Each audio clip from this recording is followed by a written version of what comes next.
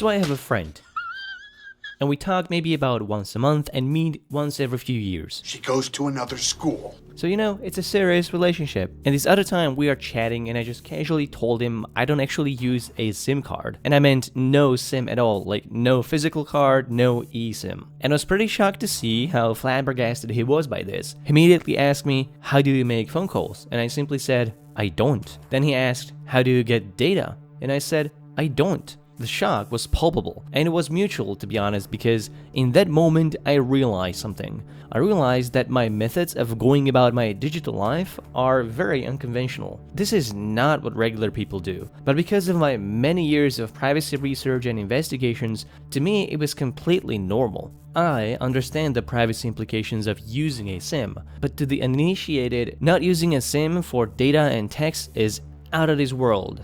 This is the phone I use. I installed Graphene OS on it, the most secure operating system in the world, and now it's essentially an anonymous device. I never inserted a SIM card into this phone. I always leave the airplane mode on, and I route my whole device traffic through a trusted VPN service. I'm willing to bet you could barely find one person doing any single one of those things, not to mention all of them. So in this video, I want to share with you a bit of my privacy setup and explain to you why I do not use a SIM card and how I navigate my life with almost zero amount of cellular traffic. So let's start with the first thing, exposition time. Hey, if you enjoy this sponsor-free content, support me on Patreon and unlock access to all of my podcasts, get early access to everything ad-free, and you can even get my merch. My content is very adversarial to social media algorithms, and it clearly shows in my YouTube analytics. This work cannot survive without your support, so please become a paid member on Patreon and join me in this fight from within. Thank you kindly. This triangle is a basic cell tower.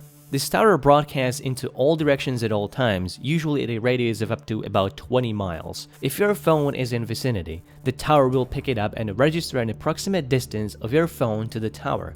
So in this example, it might be roughly 10 miles anywhere on the circle from the cell tower, which is still a pretty wide area. However, most towers have 3 directional antennas, each side splitting the array by 120 degrees. And an antenna can tell which array your signal is being received from, so that narrows your approximate location down by 2/3 already. But in almost all cases, your phone will be connected to more than one tower. If you are in a city, you'll always be pinging at least 3 or 5 cell phone towers at any point. With each new tower, you add a new intersection of signal radius, each one narrowing down your location more and more. This is called cell tower triangulation, and when this happens, the accuracy of location tracking can go from several miles all the way down to several meters. Each location data point is then collected and retained by telecommunication providers for probably indefinitely. If you profile this over a long enough timeline, this is what it may look like in a regular person's life.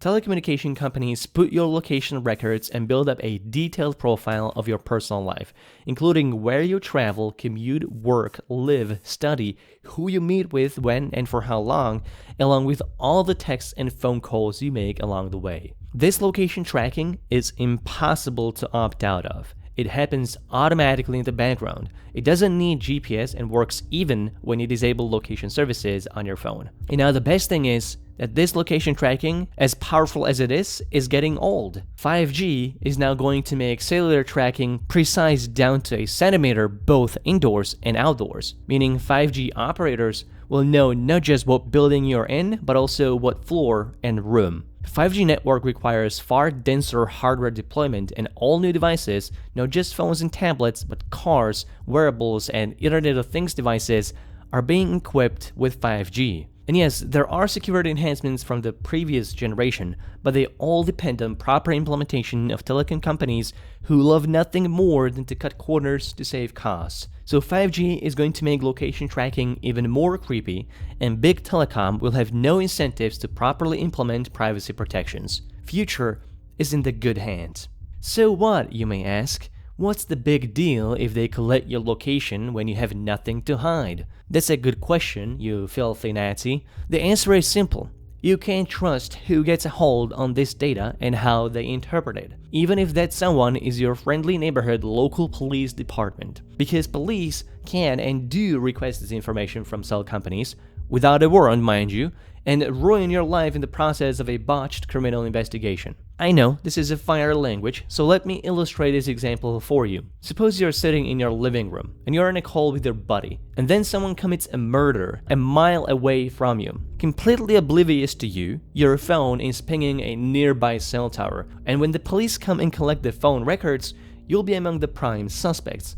This is not a made-up hypothetical, this is what happens routinely on a daily basis. Because cops are given this technical information without understanding it, because cops are not technical people. And prosecutors, likewise, are presenting these phone records as if they were DNA evidence. You now have to spend thousands on an experienced attorney to get you out of the situation in which the police might flash your headshot to local news, ruining your reputation in the process. Again, this is something that actually happened. This practice has a name, and it's called geofence warrants. It's dragnet surveillance, where law enforcement collect phone records of all devices that were making connections in a given time and location. It's a crazy practice, but it's real. And the problems with the cell networks don't just end there. Telecom companies have all the monetary reasons to sell your location to third parties to make more profit. And they've been caught doing that without your consent and without reasonable protections of your information, allowing your real-time location to fall into the hands of bail-bound companies,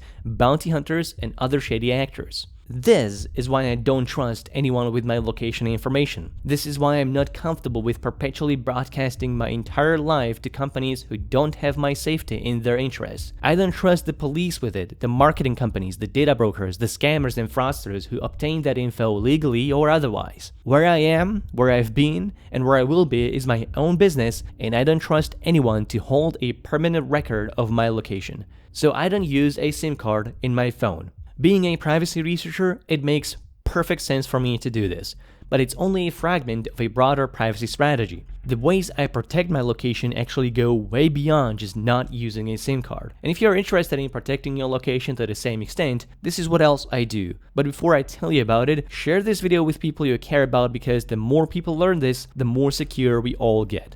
First things first. Pulling out a SIM card from your device is not enough to completely hide your phone. You also need to enable airplane mode and leave it on at all times, because you need to prevent your phone from making it detectable at all. Modern phones will still beam their signals even if they have no SIM, and they will broadcast your unique device identifiers, which can also be used to track you. So I killed this whole thing with an airplane mode. And don't worry, you can still use Wi-Fi, connect to the internet, and use Bluetooth in airplane mode. The second thing I do is that I disable location services and revoke all location permissions on all of my devices. There is no reason for any app to have any background or precise access to my location. The only exception is my map, and I don't use Google Apps or Apple Maps or any of the proprietary privacy-invasive maps. The ones that I use are organic apps and OSMAD. These are free and open source offline navigation apps. I use them to download local maps to use offline only and give them location permission just for when I'm actually using them. The moment I leave them, they lose access to my location. So remember to be vigilant about who you grant what permissions and for how long. And third, I disable Wi-Fi scanning and Bluetooth scanning. They were built for convenience of looking up devices to connect with, but they are also a major privacy risk for your location. Then using Wi-Fi for internet access is safe. However, there is one setting, it's called full MAC address randomization. I enable this. Full randomization is only available on Graphene OS, but Android and iPhone also have some MAC address randomization, so be sure to enable this setting. For me, this means that whenever I reconnect to any Wi-Fi, the network is always gonna think it's an entirely new device each single time, thus keeping my phone anonymous to any network.